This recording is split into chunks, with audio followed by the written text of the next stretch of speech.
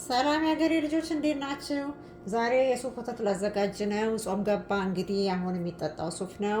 ይህንን ሱፍ አዘጋጅቻለሁኝ። እዚህ ጋር ደግሞ መፍጫ አዘጋጅቻለሁኝ። ሱፍና መፍጫ ብቻ ነው የሚያስፈልገን። አሁን ሱፉን ቀቅዬ ብሊንድ አድርጌ እጨምቀዋለሁኝ ማለት ነው። ስለ ሱፍ ወተት አዘገጃጀት ከዚህ በፊትም የሰራሁት ቪዲዮ አለ። ሙሉውን ቪዲዮ ገብታችሁ እዩት። እኔ አሁን ሱፉን ቀቅዬ ስፈጨው ነው የማሳያችሁ። ይሄው እንደዚህ ፈጭቻለሁ። እኔ በትልቅ ሳህን ነው የምበጠብጠው። በእንደዚህ አይነት ሳህን ውሃውን በርከት አድርጌ ሱፉን ብዙ ስለሆነ ሁለቴ ነው የምፈጨው።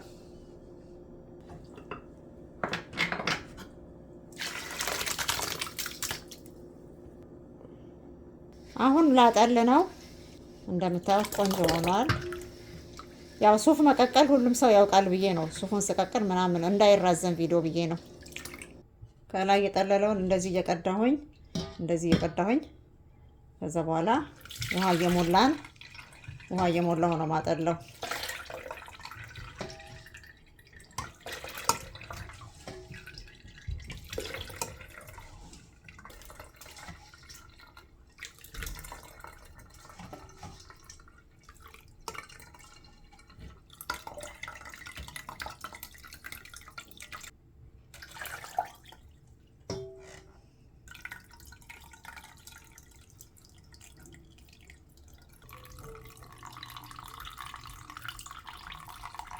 ውሃ እየደጋገምን እየጨመርን በደንብ አድርገን ማጥለል አለብን። ይሄ ብቻ አይደለም፣ ሁለቴ ውሃ ይጨመራል።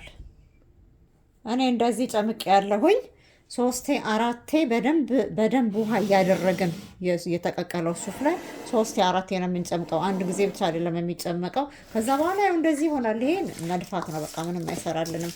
ሁለቴ ነው እኔ የጨመቅኩት። ያው ሁለቴ ነው የጨመቅኩት። ይሄ ምንም አይሰራልንም። እናፈሰዋለን።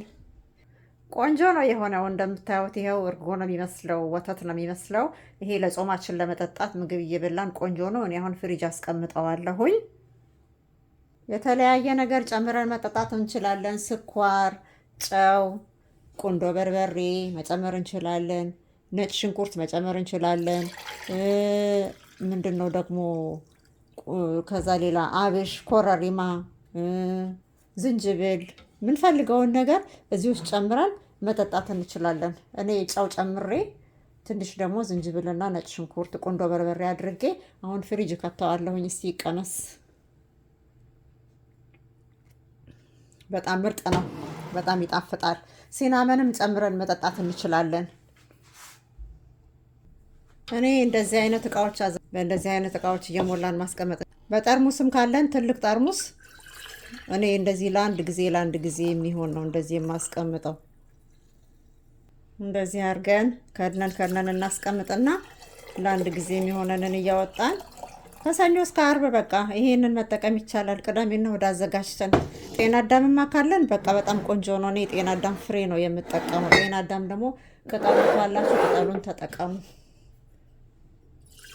እኔ ሱፉ ትንሽ ጠቆር ብሏል። በደንብ ነው የቀቀልኩት ውሃው እንዲወጣ ብዬ። በደንብ ቀቅሉት። ያው እንደዚህ አዘጋጅቻለሁኝ። ቆንጆ ነው የሚሆነው። እንደዚህ አድርገን ካስቀመጥን በኋላ እያነሳን መጠጣት ነው። እንዳይበላሽባችሁ ትንሽ ጨው ነገር ጣል አድርጉበት። ጨው ጣል ማድረግ ጥሩ ነው፣ ቆንጆ ያደርገዋል።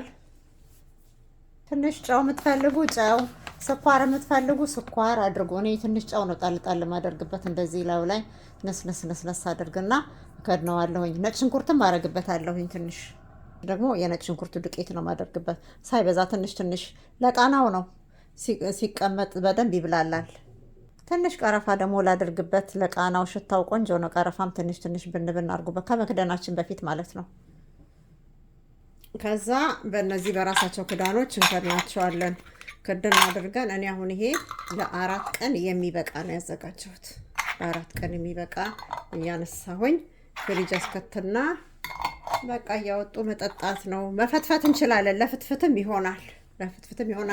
እርድ መጨመር እንችላለን። ውስጡ ምንም ነገር ማድረግ እንችላለን። ሽንኩርት፣ ቃሪያ፣ ቲማቲም ከትፈን ይሄን ላዩ ላይ ፈሰስ አድርገን እንደዚህ በቀላሉ አዘጋጅተን የምናስቀምጠው ነገር ነው። ምንም ችግር የለውም። ከሰኞ እስከ ዓርብ ማስቀመጥ ይቻላል ማለት ነው። እኔ በዚህ አይነት መልኩ አዘጋጅቻለሁ። እናንተ ደግሞ በሚመቻችሁ እቃ አድርጋችሁ ፓክ አድርጋችሁ አስቀምጡት። ቆንጆ ነው የሚሆነው። ስለተከታተላችሁኝ አመሰግናለሁ።